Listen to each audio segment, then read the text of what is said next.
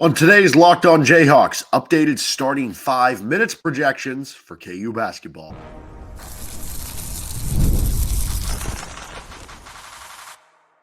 You are Locked On Jayhawks, your daily podcast on the Kansas Jayhawks. Part of the Locked On Podcast Network, your team every day.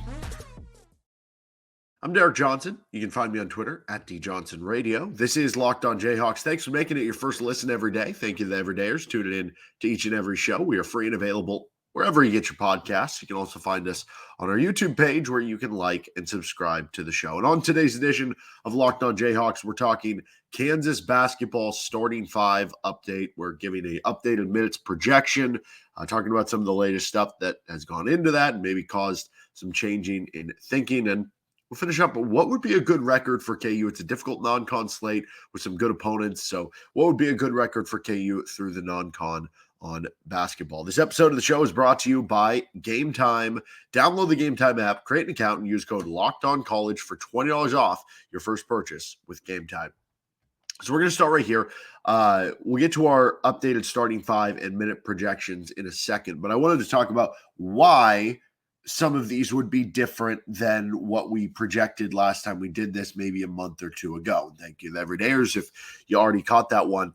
There's a couple reasons, because obviously we haven't had any games. We haven't had any exhibitions. We haven't had even late night in the fog. We haven't had, a bunch of scuttlebutt about practice and stuff here and there. But there's not a lot of tangible stuff we can point to that would change things. But there is some other stuff that would change things since we last did this. One of them is Shakeel Moore's injury. Shakeel Moore, the transfer guard from Mississippi State, got injured, I think broken foot and having surgery. Basically, the timeline puts him right around the beginning of the regular season. So it could have no effect on what the projected rotation is, but there are a couple ways it could. What if he comes back and it takes him a few months to, get back in the full swing of things in terms of just the athlete and the player he is, right? Like sometimes you can come off an injury and you're not the same guy, or it takes more time to become that same guy. And that could be the case. And if Shakeel Moore is not a 100% version of what you brought in coming in, like that could impact his place on the totem pole. It could also impact all the time he misses, even though it's not missing in season and a bunch of games. You probably are missing the exhibition stuff. You probably are missing a lot of practices where you're installing offense and defense, a lot of important practices leading up to the start of the season. And so somebody else might have that first crack in the rotation. And if they take advantage of that, maybe it becomes harder for you to crack into the rotation when you come back. Or, again, like if you're not the same guy, now it could have no effect, and that would be the ideal situation for KU, that he comes back and it's like nothing happened 8 weeks later. But it is entirely possible those other things happen too. You also made the addition of David Coit, the transfer from Northern Illinois, who averaged over 20 points per game. He is a scorer. He is a shooter. He can really fill it up. And if Shakeel Moore's injury does lead to a lessening of playing time, well, boom, all of a sudden, David Coit could be somebody who jumps on some of those minutes and becomes a bigger player in the rotation. So all of a sudden, that gets added to what could be changed as part of the rotation from where it was a couple of months ago. And, you look at it with David Coit, and it could be something where, I don't know, like what if he's just such a good offensive player, you have to get him on the court. Now, I think this addition was made after we made our last updated minute projection anyway, so this would already have to, kind of factor in into where he would be playing. So we'll add that part of it. And then the last big one that changed this is the Bill Self appearance on the Seth Davis Bleacher Report podcast, where he mentioned a couple different things like that have an impact on the rotation. One of them, I think of like the Hunter Dickinson stuff. He talked about he needs to be more of a 28-minute per game guy. Well, I think we actually had him projected at 28 minutes, but that solidifies that we feel better about, him being at 28 minutes there in that rotation, right? So something like that. Or even having, the comments about Zeke Mayo, where he's been one of the best players. And we've kind of talked about this throughout the show of like what exactly was the full context there. Was he just talking about the newcomers they added in? Could that be while AJ Storr was playing with the Bohemian national team over the summer, so he hasn't had a chance to fully show that? It'll end up being Storr, but even if it is Storr and he's second best, that would certainly be telling because you brought in some other key transfers, right? That could have a big impact on things, especially because we had Zeke Mayo coming off the bench playing around the same amount of minutes that Shakeel Moore was getting. And so then you tie this back together with the Shakeel Moore stuff, and boom, that could lead to a big impact, a difference in what the rotation or the starting five could look like, especially if that ends up being true with Zeke Mayo. Now, could there be ulterior motives to saying stuff like that? Of course there is. That's what we talked about on the show last week with Nick. So check that out if you hadn't already. And thank you if you already did, if you're an everydayer. But those comments and some of the other stuff that he kind of said all go into just trying to pick up context clues, trying to read between the lines as you are trying to put this puzzle together of what you think the rotation is going to look like at this point in time in the middle of September. It's probably not the best way to do it, but it's the only way we have because we can't be in live watching the practices trying to figure out this stuff. So let's get into that projection. Let's get into the minutes. Before we get into the minutes specifically, here is the starting five projection for me. Shocking change at the point guard position. I'm just kidding. DeJuan Harris starting at the point guard position. AJ Storr starting at the 3. KJ Adams starting at the 4. Hunter Dickinson starting at the 5. Really, the only question of the starting 5 at this point to me is who's going to start at the 2. And I guess if you really want to, I don't know. No, I don't even want to entertain that idea of playing like big basketball where you have Flory starting next to Hunter and KJ's at the 3s. Wait, no, we're not entertaining that. Regardless, who starts at the 2? Is it Zeke Mayo? Is it Ryland Griffin? Is it David Coit? Is it Shakeel Moore coming back from injury? What about a guy like Keys Passmore? Like, could he start on the wing for KU? Jamar McDowell, right? A lot of options you could go to. And for a while, I've been steadfast that Ryland Griffin would be the guy. Based on those comments Bill Self gave about Zeke Mayo, if he's saying he's been the best player, at least of the transfer additions, who else is a transfer addition? Is Ryland Griffin. If he's saying Zeke Mayo has been better than Ryland Griffin as part of those quotes, how could I not take that as, okay, well, then Zeke becomes the starter? And there are certain things you could do. Like maybe it's easy to have a guy be your sixth man. We've seen KU use a sixth man who's been more so at the beginning years of Bill Self. Like I think of Sharon Collins being really one of KU's 5 best players on the 08 title team, but he was coming off the bench, right? It could be something like that for sure. But I have him starting at the 2 at this point in time. And I think also the fact that Shakeel Moore is injured right now, maybe that makes it a little bit easier to have that second ball handler on the floor, whereas with Griffin, it is more of another wing shooter type. So after being steadfast on having Griffin as the 5th starter for a while, that was enough for me to change. I now have Zeke Mayo in the starting 5 projected for KU. Let's get into the minutes specifically, though, in just a moment on this episode of Locked on Jayhawks.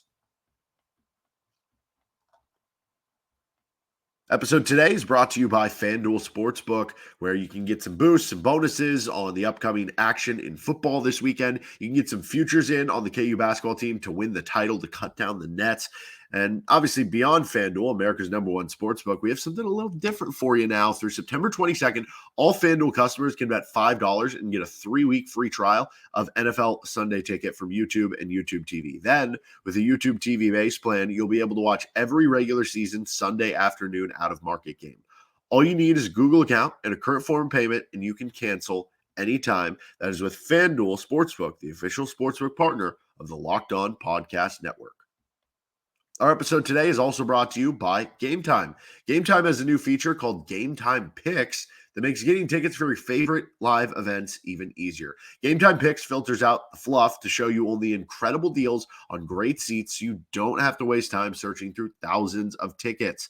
Plus, they have the seat views from the app, so you can get that panoramic view from the seat in the app before you buy, knowing exactly what you're getting into. Maybe you like being in the corner. Maybe you like being in the sideline, but you're worried about different seat views. Maybe you're going to a road game, a place that you've never been before. Maybe you're going to Morgantown this weekend for the KU game, and you're like, I have no idea what the stadium is like. Well, take a look at Game Time. You can see the seat views from where you're trying to get tickets to. And with the lowest price guarantee, or Game Time will credit you 110% of the difference. You're going to feel more confident about buying those tickets. Take the guesswork out of buying tickets with Game Time. Download the Game Time app, create an account, and use code LOCKEDONCollege for $20 off your first purchase. Terms apply. Again, create an account, redeem code LOCKEDONCollege, LOCKEDONCOLLEGE for $20 off. Download Game Time today. What time is it? Game Time. All right, so continuing on here with Locked On Jayhawks, and don't forget to make your second listen, Locked On College Football. You can check out Locked On Mountaineers with the West Virginia side of things to get you ready for that football game later this week. We'll have more football content coming at you throughout the week here on Locked On Jayhawks. So we gave our starting five projection. DeJuan Harris, Zeke Mayo, AJ Storr, KJ Adams, Hunter Dickinson. What about the minutes? How do the minutes divvy up for KU? Well, we got a fun little graphic here if you're watching on YouTube, and thank you if you are subscribed on our YouTube side. Thank you as well if you're listening on the audio side. But so at the point guard spot, we have DeJuan Harris playing 32 minutes. I believe that's the exact same we had on the last minute rotation projection, whatever you want to call it, that we had last time. We have him playing all 32 minutes at the point guard spot at the 1. And then I've got Shakeel Moore, even coming off the injury, still getting a handful of backup point guard minutes. I would have given him all 8 of the backup point guard minutes if the injury wouldn't happen. But because the injury did happen, I'm hedging my bet a little bit. So I have that down to 4 point guard minutes at the backup.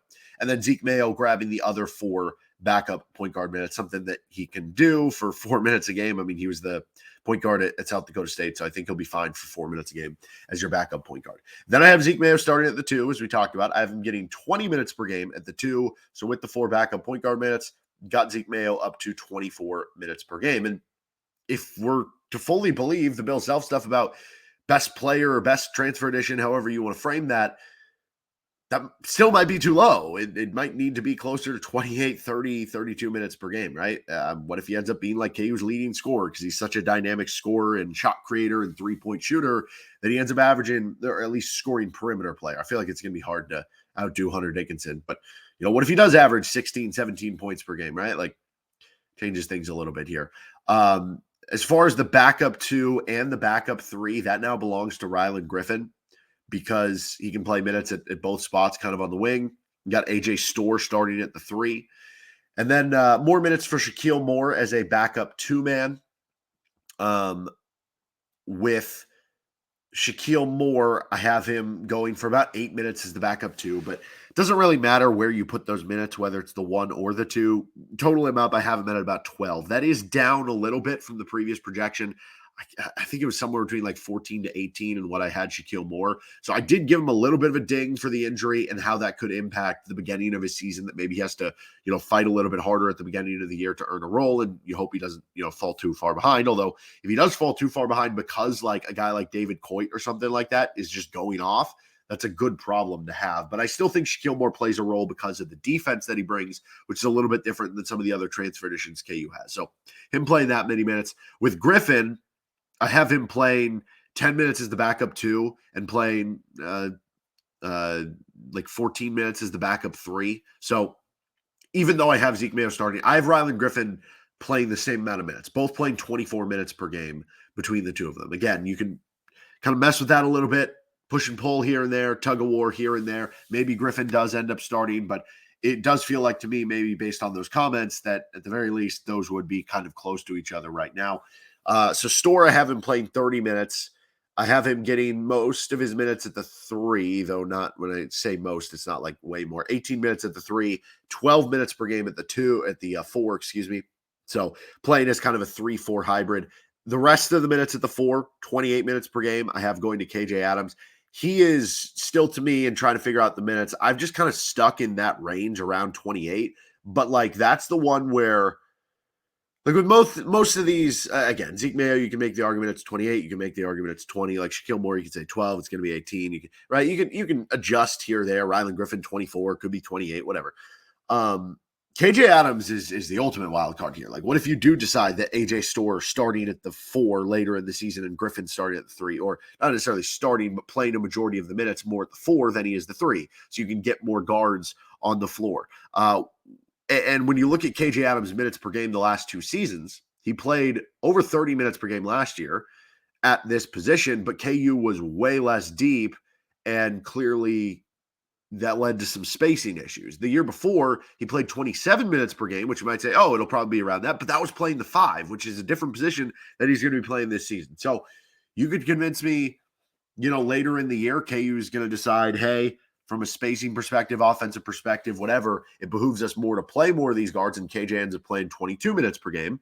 Or you could convince me he's just so trustworthy and does all these little things, and that KU doesn't have a lot of players who can realistically play the 4 at a way that Bill Self probably wants them to, that he plays 32 minutes per game as a senior, right? So that's one where I feel kind of lost about it. So just kind of hedging the bet around 28 minutes.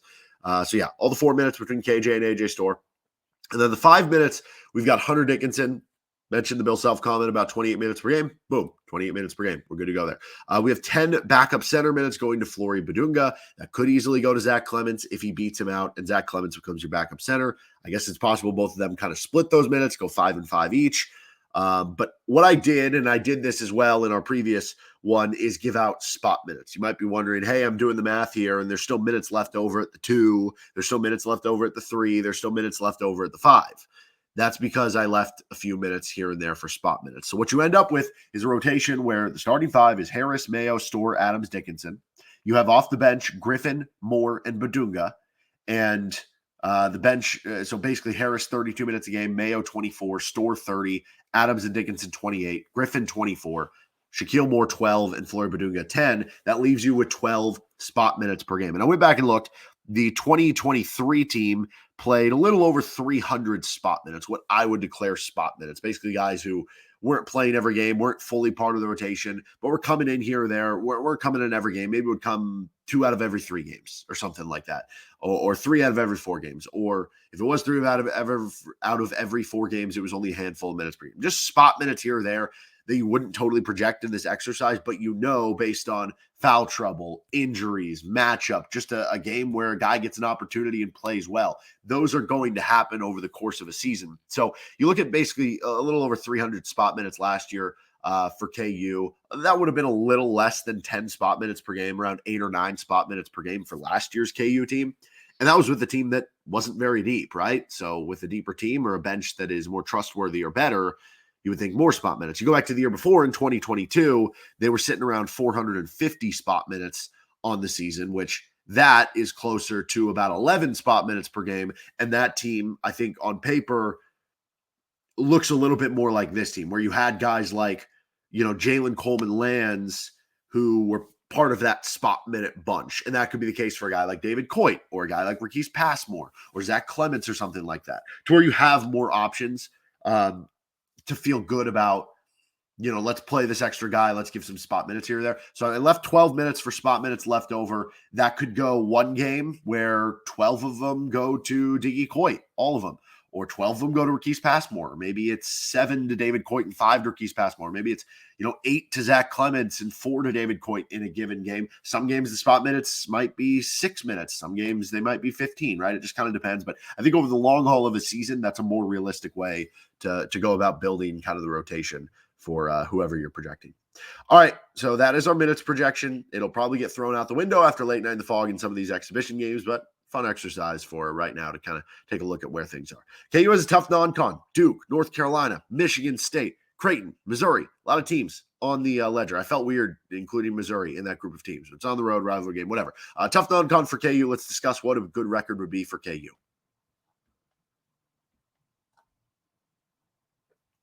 First, this episode of the show is brought to you by, you might not have heard of Roy before, but what it stands for is Return on You. It's a new platform that lets the fans get involved in NIL like never before by making contributions directly to your favorite athletes. By supporting players directly, you can help shape rosters, retain talent, keep your favorite athletes out of the portal. As you all know, NIL has changed the game for athletes. Roy changes the NIL game for fans. They have exclusive content access. When fans contribute to a successful campaign, they receive access to exclusive content from the athlete, such as their announcement decision, behind-the-scenes footage, and other personal reflections, all of which are only available to the fans who support the athlete. Download Roy for iOS and Android, enter referral code LOCKED ON, and you'll automatically be entered into a sweepstakes to win $5,000 cash. Visit joinroy.com for additional details. No purchase necessary, void where prohibited. Get the Roy app for iOS or Android and start making an impact on your favorite team. Use referral code LOCKED ON for an opportunity to win $5K cash. Visit joinroy.com for more details. No purchase necessary, void where prohibited. Get off the sidelines and into the NIL game with Roy.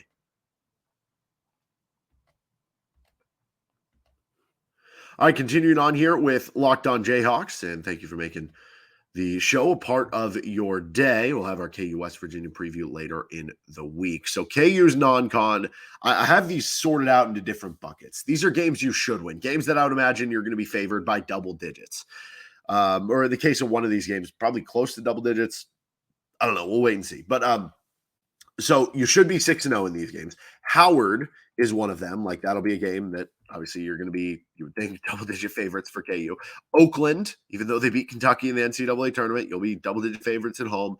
UNC Wilmington, they're actually a pretty decent team, and that conference usually produces some good opponents. But again, double-digit favorite. Furman won a tournament game a couple years ago. Same thing, though, double-digit favorite. You play Brown, who actually could be a sleeper to win the Ivy League this year. They almost won it this past season. And so I guess you would say from that standpoint, like, that one before Christmas break can be a little bit scary, but still KU is going to be a double-digit favorite in that game. So those are easy. The last one that I had on here is NC State. So NC State right now in Bart Torvik is ranked 58th in the country. And you look at KU, they're ranked 4th on Bart Torvik at the moment. If you look at the early projection of this game on Bart Torvik, it has KU winning by 11 points. So right around a double-digit favorite. You're playing at home. NC State lost a lot from last year. So that's one you should win. That puts you at 6-0. You'll likely be favored, I would imagine, by a handful of points in the games against Michigan State and at Missouri. The thing about the Missouri one, if that was at home, I would include it in that first bucket. The fact it's on the road, right? Kansas almost lost it in Indiana last year. It's tough to win on the road in college basketball. So I included that one with the Michigan State one that I'd imagine Kansas will be favored by a handful, 4, 5, 6, 7 points in both of those games. Probably less for the Michigan State game than the at Missouri game. But trippy spots where you could go 1-1 or I think 2-0. Then you have 3 coin flip games versus North Carolina at home at Allen Fieldhouse. You have a neutral site game in Vegas against Duke. And then you have the game on the road against Creighton. Now, you could easily be 1-2 in those 3 games, right? It'd be very easy to lose on the road against Creighton. That's a tough environment to play in. They've got a good team. You could easily lose on neutral site to Duke. And I think that's going to be a tough matchup for KU when you look at like Cooper Flagg playing the 5 against Hunter Dickinson, or playing the 4 and I don't know, that Kaman Malik guy or whatever. Either way, you have like a versatile 5, which could make things interesting.